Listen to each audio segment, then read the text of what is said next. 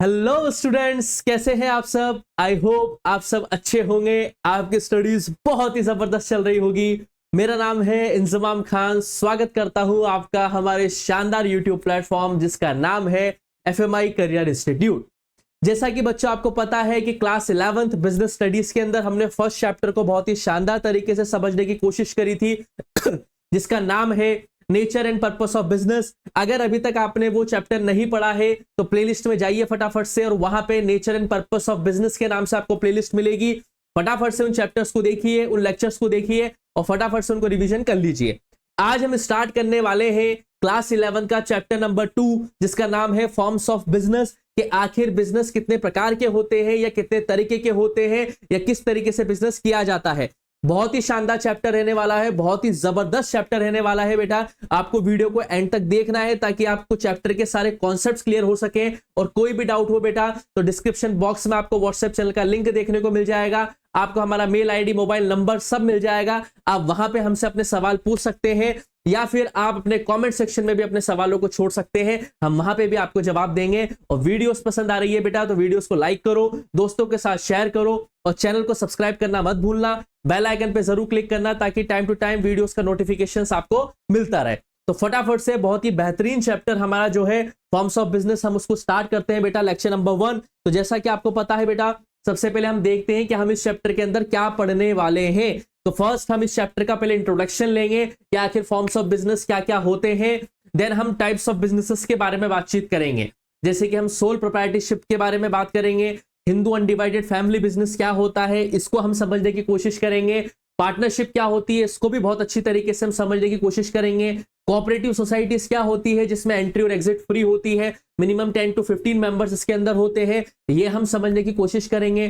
Company क्या होती है, कंपनी बनाने का प्रोसीजर क्या होता है, क्या क्या डॉक्यूमेंट्स लगते हैं, क्या क्या फॉर्मेलिटीज होती है, वो हम समझने की कोशिश करेंगे कंपनी के अंदर। एंड लास्ट हमारा जो टॉपिक रहेगा इस चैप्टर का वो है choice of form of business organization. कि आपको बिजनेस ऑर्गेनाइजेशन की चॉइस को सिलेक्ट करते वक्त क्या क्या चीजों को ध्यान में रखना चाहिए।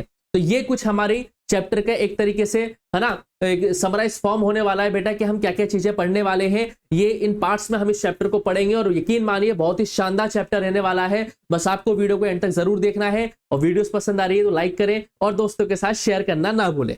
चलिए बेटा, तो फर्स्ट टॉपिक हम स्टार्ट करते हैं बेटा, इंट्रोडक्शन। इंट्रोडक्शन में हमें क्या पता लगता है, देखिए, a business enterprise is an institutional arrangement to perform any business activity. जाहिर सी बात है बेटा, हम कोई भी बिजनेस एंटरप्राइज को रन कर रहे हैं तो जाहिर सी बात है उसमें हम कोई ना कोई बिजनेस एक्टिविटी करना चाह रहे हैं। अब देखिए बेटा, कंपनीज एक्ट एक बना था 1956 में। मेरी बात पे फोकस करना बेटा। कंपनीज एक्ट एक बना था बेटा 1956 में, जिसे हम बोलते हैं कंपनीज एक्ट 1956। कंपनीज एक्ट 1956 आजादी के कुछ टाइम बाद ही बन गया था बेटा। और उसमें काफी सारे ऐसे प्रोविजंस थे जो मॉडर्न इंडिया के अंदर प्रिवेल नहीं होते हैं। जैसे कि उस टाइम पे एक इंडिविजुअल पर्सन कंपनी बनाने का अधिकार उसके पास नहीं था। तो 1 अप्रैल 2014 को, यानी कि 1 अप्रैल 2014 को, 1 अप्रैल 2014 को कंपनीज एक्ट 2013 बनाया गया, जिसमें यह प्रोविजन किया गया बेटा कि ओपीसी वाला सिस्टम इंट्रोड्यूस किया गया। ओपीसी का मतलब क्या होता है बेटा कि एक इंडिविजुअल पर्सन भी क्या कर सकता है बेटा, कंपनी बना सकता है, जिसे हम बोलते हैं वन पर्सन कंपनी या सिंगल पर्सन कंपनी। याद रखना, कंपनीज एक्ट 1956 में प्रोविजन नहीं था। जब कंपनीज एक्ट 2013 बना 1 अप्रैल 2014 को, तब इसमें ओपीसी का कॉन्सेप्ट भी इंट्रोड्यूस किया गया। ये एक रिवोल्यूशनरी कॉन्सेप्ट था बेटा, यानी कि इसने बहुत ही शानदार बदलाव लेके आया था। और कॉन्सेप्ट क्या था बेटा, ओपीसी का, यानी कि वन पर्सन कंपनी, कि एक इंडिविजुअल भी अपनी कंपनी को बना सकता है। और इस ओपीसी का कॉन्सेप्ट जो है बेटा वो ईरानी कमेटी के जरिए है ना सजेस्ट किया गया था 2005 में, और ये आके इंप्लीमेंट हमें देखने को मिलता है कंपनीज एक्ट 2013 के अंदर। तो ये कुछ इंट्रोडक्शन है बेटा इस चैप्टर का, ठीक है। और इस चैप्टर के अंदर जो हम फॉर्म ऑफ बिजनेसेस पढ़ने वाले हैं वो दो हम पढ़ने वाले हैं। एक तो प्राइवेट बिजनेस होता है बेटा, एक पब्लिक एंटरप्राइजेस होते हैं। चैप्टर का नाम क्या है, फॉर्म्स ऑफ बिजनेसेस। तो इसको हम दो कैटेगरी में समझेंगे। First one is private enterprises and the second one is public enterprises. तो इनका फटाफट से एक बार हम क्लासिफिकेशन देख लेते हैं। प्राइवेट एंटरप्राइजेस में हमें 5 बिजनेसेस के बारे में पढ़ना है, जैसे कि पहला sole proprietorship, second one is partnership, third one is joint Hindu family system, fourth one is cooperative society and the fifth one is joint stock company. Private enterprises के अंदर हमें 5 तरीके के बिजनेस पढ़ने हैं एंड पब्लिक एंटरप्राइजेस के अंदर हमें 3 पार्ट्स ऑफ बिजनेस पढ़ने हैं। First one is departmental undertaking, second one is statutory corporation and the third one is government company. तो ये कुछ मोटा मोटी जो है बेटा 8 पॉइंट से 5 तो प्राइवेट एंटरप्राइजेस के हो गए बेटा, और 3 जो है बेटा पब्लिक एंटरप्राइजेस के हो गए। तो इन्हें हमें बहुत ही बारीकी से समझना है, और आज हम प्राइवेट एंटरप्राइजेस का फर्स्ट बिजनेस को समझने की कोशिश करेंगे, जिसका नाम है सोल प्रोप्राइटरशिप। सोल वर्ड निकला है बेटा सोलली से। सोलली का मतलब होता है सिंगल पर्सन। सोल वर्ड का मतलब क्या होता है? Single person. जैसे आपने स्कूल में सुना होगा बेटा सोलो डांस, कि सोलो डांस करेंगे, तो सोलो डांस का मतलब क्या होता है? कि इंडिविजुअल पर्सन का डांस है। तो याद रखना, सोल प्रोप्राइटरशिप एक वो फॉर्म ऑफ बिजनेस है बेटा जिसमें ओनरशिप, मैनेजमेंट और कंट्रोल एक इंडिविजुअल पर्सन का होता है। सारा मुनाफा भी वही लेगा और सारे रिस्क भी वही उठाएगा। सिंपल सी डेफिनेशन याद रखो बेटा, सोल प्रोप्राइटरशिप का मतलब होता है सोलो पर्सन, यानी कि एक वो फॉर्म ऑफ बिजनेस ऑर्गेनाइजेशन है जिसमें मालिक, बिजनेस का मैनेजमेंट, बिजनेस का कंट्रोल जो है एक इंडिविजुअल पर्सन के पास होता है। सारा प्रॉफिट भी उसी की जेब में जाएगा और सारा नुकसान भी उसी को भुगतना पड़ेगा। यह होता है सोल प्रोप्राइटरशिप का मतलब, यानी कि इंडिविजुअल पर्सन जो होता है वो सोलली क्या होता है बेटा? किसी कंपनी का मालिक होता है। अब इसके फीचर्स क्या क्या होते हैं? सोल प्रोप्राइटरशिप बिजनेस ऑर्गेनाइजेशन के फीचर्स क्या क्या होते हैं? तो पहला होता है बेटा सिंगल ओनरशिप। ये तो मैंने आपको बता ही दिया बेटा कि एक सोल प्रोप्राइटरशिप एक वो बिजनेस ऑर्गेनाइजेशन है जिसमें ओनरशिप जो होती है बेटा वो एक सिंगल पर्सन के हाथ में होती है, और मैनेजमेंट और कंट्रोल भी जो होता है वो उसी सिंगल पर्सन के हाथ में होता है। उस इंडिविजुअल पर्सन के पास सारा कंट्रोल होता है बिजनेस के अंदर डिसीजंस लेने के। मतलब उसको किसी से पूछने की जरूरत नहीं है कि ये करें या वो करें, वो सोलली इंडिपेंडेंट है अपने बिजनेस के लिए डिसीजंस लेने के लिए। सेकंड फीचर क्या है बेटा? Unlimited liability. इसमें जिम्मेदारी बहुत ही अनलिमिटेड होती है। क्यों बेटा? देखिए, इसमें हमने क्या पढ़ा बेटा कि ये जो सोल प्रोप्राइटरशिप बिजनेस होता है इसके अंदर ओनर के अलावा और कोई भी नहीं होता है। तो याद रखना, अगर बिजनेस को कोई भी नुकसान होता है या बिजनेस कोई भी कर्जे में डूबता है या बिजनेस के अंदर कोई भी ऑब्लिगेशंस आते हैं, तो वो सारे के सारे कौन भुगतेगा बेटा? वो सिंगल ओनर भुगतेगा। मान लो अगर वो ओनर जो है अपने लोन नहीं चुका पा रहा है, तो उस ओनर के ही पर्सनल एसेट को सीज किया जाएगा। मतलब इसमें अनलिमिटेड लायबिलिटी होती है, यानी कि इसमें बिल्कुल हम कह सकते हैं कि जिम्मेदारी बहुत बड़ी होती है, क्योंकि अगर किसी भी रीजन की वजह से बिजनेस फ्लॉप होता है या अपने डेप्ट नहीं चुका पाता है या बिजनेस के ऊपर कोई ऑब्लिगेशंस निकल के आते हैं, तो वो सारा का सारा बिल किसके ऊपर फटता है बेटा? उस सोल ओनर के ऊपर ही फटता है। तो याद रखना, सोल प्रोप्राइटरशिप में अनलिमिटेड लायबिलिटी हमें देखने को मिलती है। थर्ड पॉइंट क्या है बेटा? Ease of formation. Sorry, sole proprietorship का क्या होता है बेटा? ये एक वो फॉर्म ऑफ बिजनेस ऑर्गेनाइजेशन है जिसको फॉर्म करना बहुत ही इजी होता है। मतलब इसमें क्या है बेटा? काफी सारे फॉर्मेलिटीज नहीं होती है। इसमें फॉर्मल रजिस्ट्रेशन रिक्वायर्ड नहीं होता है, कोई लाइसेंस या परमिट लेने की रिक्वायरमेंट आपकी नहीं होती है। अगर आप चाहते हैं कि आप फटाफट से कोई बिजनेस चालू करें और फटाफट से वो गति पकड़ ले, तो सोल प्रोप्राइटरशिप से कोई भी बढ़िया धंधा नहीं है। जैसे फॉर एग्जांपल एक चाय की दुकान ले लो या पान की थड़ी ले लो बेटा, ठीक है, या नॉर्मल कोई किराने की शॉप ले लो बेटा, ये सब सोल प्रोप्राइटरशिप है, ठीक है, जो सिंगल ओनर होते हैं। फोर्थ फीचर क्या है बेटा? इसका प्रॉफिट एंड लॉस। याद रखना बेटा, जितना भी प्रॉफिट होगा वो सारा ओनर के पास जाएगा, और जितने भी लॉसेस होंगे वो भी सारे के सारे ओनर को ही भुगतने पड़ेंगे, because in sole proprietorship there is a single owner. Management भी वही करता है, कंट्रोल भी वही करता है, और ओनरशिप भी उसी के पास रहती है। ये बात आपको ध्यान रखना है। और वही हमारा फिफ्थ फीचर है बेटा, management and control. Sole proprietorship के अंदर जो बिजनेस ऑर्गेनाइजेशन होती है उसके अंदर सारा मैनेजमेंट और सारा कंट्रोल एक सोल पर्सन यानी कि सिंगल ओनर के पास होता है। उसे कोई भी डिसीजन लेने के लिए या कोई भी आंसर देने के लिए किसी को कोई रिस्पॉन्सिबिलिटी नहीं होती है। वो अपने हिसाब से डिसीजन लेगा, वो अपने हिसाब से प्रॉफिट और लॉस को फेस करेगा। क्लियर है बेटा? सिक्स्थ फीचर आपको ध्यान रखना है, taxation. The business income is reported on the owner's personal tax return. The owner pays income tax on all business profit. जितना भी प्रॉफिट कमाएगा बेटा एक ओनर, उसके ऊपर वो क्या करेगा बेटा? इनकम टैक्स पे करेगा। लेकिन याद रखना, सोल प्रोप्राइटरशिप की जो लाइफ स्पेन होती है वो बहुत ही लिमिटेड होती है बेटा।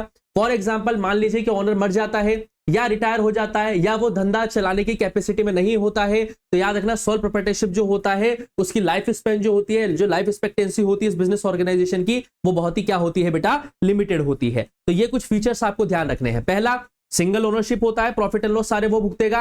अनलिमिटेड लायबिलिटी होती है, फॉर्मेशन इजी होता है, प्रॉफिट एंड लॉस का हिसाब वो रखेगा, मैनेजमेंट एंड कंट्रोल उसके पास होता है, इनकम टैक्स देगा अपने प्रॉफिट में से, और लिमिटेड लाइफ एक्सपेक्टेंसी होती है किसकी बेटा? सोल प्रोप्राइटरशिप की। ठीक है, अब इसके मेरिट्स क्या है? देखिए इसके मेरिट्स अगर हम पढ़ रहे हैं तो लिमिटेशंस भी इसके होंगे।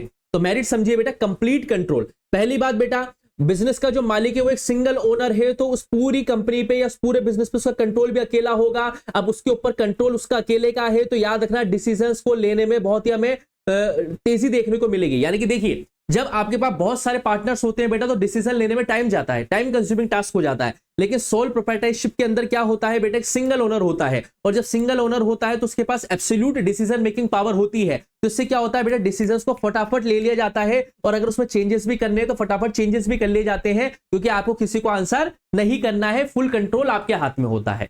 सेकंड पॉइंट क्या है बेटा, easy to start and close. Sole proprietorship एक वो बिजनेस है बेटा जो इजीली स्टार्टेड भी हो जाता है, और इसको आप इजीली बंद भी कर सकते हो without any legal formalities. Privacy इसमें बनी रहती है बेटा, याद रखना, क्योंकि आप सिंगल ओनर हो, तो इसमें हर एक चीज की कॉन्फिडेंशियलिटी आपको देखने को मिलेगी। आपको कोई भी चीज किसी के साथ शेयर करने की जरूरत नहीं है। यहां पे आपकी जानकारी, आपकी इंफॉर्मेशन बिल्कुल भी लीक होने के चांसेस बिल्कुल जीरो होते हैं। साथ के साथ बेटा इसमें एक सेंस ऑफ अचीवमेंट हमें देखने को मिलता है। जब ओनर अपना पैसा कमाता है, मुनाफा कमाता है, तो उसे डायरेक्ट एक सेटिस्फेक्शन मिलता है अपने बिजनेस के सक्सेसफुल होने से। तो याद रखना बेटा, ये कुल 4 मेरिट्स आपको पढ़ने हैं बेटा। कंप्लीट कंट्रोल होता है सोल प्रोप्राइटर का बिजनेस के ऊपर, easy to start and close, privacy पूरी बनी रहती है, और एक सेंस ऑफ अचीवमेंट वाली फीलिंग आती है बेटा एक इंडिविजुअल को। याद रखना, सोलो प्रोप्राइटरशिप के साथ लिमिटेशंस भी होते हैं। अगर कुछ फायदे हैं तो नुकसान भी आएंगे। तो पहला नुकसान क्या है बेटा, अनलिमिटेड लायबिलिटी। ये मेजर ड्रॉबैक है। अगर बिजनेस फेल होता है, बिजनेस कर्जे में डूबता है, तो याद रखना ओनर के ऊपर ये सारी दिक्कतें आएगी, क्योंकि ओनर ही सिंगल मालिक है, तो सारा का सारा नुकसान भी उसी को भुगतना पड़ेगा। ये बात ध्यान रखें। दूसरी बात, सोल प्रोप्राइटर के अंदर आपको कैपिटल जो है वो लिमिटेड देखने को मिलेगी, क्योंकि जो सोल प्रोप्राइटर्स होते हैं ना बेटा, उनके बहुत ही डिफिकल्ट होता है एक लार्ज सम ऑफ मनी को अरेंज करने का, या ग्रोथ करने का, एक्सपेंशन करने का। ठीक है, तो याद रखना बेटा, जो बड़े बड़े लैंडर्स भी होते हैं ना बेटा, वो भी सोल प्रोप्राइटर को लोन देने में थोड़ा सा घबराते हैं, क्योंकि उनको पता है कि सोल प्रोप्राइटरशिप बिजनेस के अंदर अनलिमिटेड लायबिलिटी होती है। इसलिए याद रखना, इसके अंदर जो इन्वेस्टमेंट होता है वो कैपिटल लिमिटेड होती है, ज्यादा आपको यहाँ पे अमाउंट में कैपिटल देखने को नहीं मिलेगी। साथ के साथ लैक ऑफ कंटिन्यूटी, जाहिर सी बात है, बताया गया मैंने आपको कि जैसे ओनर होता है, ओनर की डेथ हो जाती है, या वो डिसेबल हो जाता है, या वो बिजनेस को बंद करने का फैसला कर रहा है, तो याद रखना सोल प्रोप्राइटर जो बिजनेस होता है उसमें कंटिन्यूटी की हमें कहीं ना कहीं कमी देखने को मिलती है, यानी कि लैक ऑफ कंटिन्यूटी देखने को मिलती है। लंबे समय तक चलने वाला धंधा नहीं है। ऐसा भी अपन नहीं कह सकते कि लंबे समय तक नहीं चलेगा, चलाने वाले से चलाते ही है बेटा, लेकिन हाँ, कहीं ना कहीं इसका डीमेरिट ये है कि इसमें हमें लैक ऑफ कंटिन्यूटी थोड़ी सी देखने को मिलती है। साथ के साथ क्या है बेटा, इसमें लिमिटेड ग्रोथ पोटेंशियल है। कैसे, फॉर एग्जांपल देखिए बेटा, जो बिजनेस को ग्रो करने की एबिलिटी है बेटा, वो सारी के सारी ओनर्स के रिसोर्सेस के पास है। ओनर के पास जितने रिसोर्सेस हैं, उसके पास जितना टाइम है, उसके पास जितनी एनर्जी है, उसी हिसाब से वो अपने बिजनेस को ग्रो दे सकता है। उसी पोटेंशियल के हिसाब से वो अपने बिजनेस को ग्रोथ दे सकता है, उससे ज्यादा वो इसको ग्रोथ नहीं दे पाएगा। तो ये कुछ लिमिटेशंस है बेटा हमारे किसके, सोल प्रोप्राइटरशिप के। अब आप पूछेंगे कि सर ये सोल प्रोप्राइटरशिप जो बिजनेस फॉर्म ऑर्गेनाइजेशन है, कहां पे सुटेबल बैठेगा? तो ये उन जगहों पे सुटेबल बैठता है बेटा जहां पे आपके कस्टमर को पर्सनल अटेंशन चाहिए होती है, जहां पे आपका कस्टमर डिमांड करता है पर्सनल अटेंशन की। जैसे जो टेलर की शॉप होती है, जो कपड़े वगैरह सिलते हैं, जो ब्यूटी पार्लर वगैरह की शॉप होती है बेटा, या कुछ लोग जो उन गुड्स में डील कर रहे हैं जो बिल्कुल अनस्टैंडर्डाइज होते हैं, यानी कि मतलब है ना, आर्टिस्ट लोग होते हैं बेटा, मतलब जहां पे कस्टमर्स को एक पर्सनल अटेंशन की डिमांड होती है, वहां पे सोल प्रोप्राइटरशिप हमें क्या देखने को मिलेगी बेटा, फिट एंड फाइन देखने को मिलेगी। तो ये था बेटा हमारा प्राइवेट एंटरप्राइजेस का फर्स्ट फॉर्म ऑफ बिजनेस, जिसका नाम है सोल प्रोप्राइटरशिप, जिसमें एक सिंगल इंडिविजुअल कंपनी का बिजनेस का मालिक होता है, सारे प्रॉफिट भी उसके होते हैं और सारे नुकसान भी उसके होते हैं। आई होप आपको ये टॉपिक समझ में आया होगा। फिर भी कोई डाउट रह जाता है बेटा तो कमेंट सेक्शन में आप अपने डाउट को छोड़िए। Feel free to ask in comment section बेटा अपने क्वेश्चंस को। डिस्क्रिप्शन बॉक्स में आपको व्हाट्सएप चैनल का लिंक मिल जाएगा। वीडियोस को लाइक करो, दोस्तों के साथ शेयर करो, चैनल को सब्सक्राइब करना मत भूलना बेटा, ताकि आपको टाइम टू टाइम वीडियो के नोटिफिकेशंस मिलते रहे। जल्दी ही आपके साथ लेक्चर नंबर 2 लेके आऊंगा इस चैप्टर का। तब तक के लिए आप लोग पढ़ते रहिए, मस्त रहिए। Thank you, bye bye.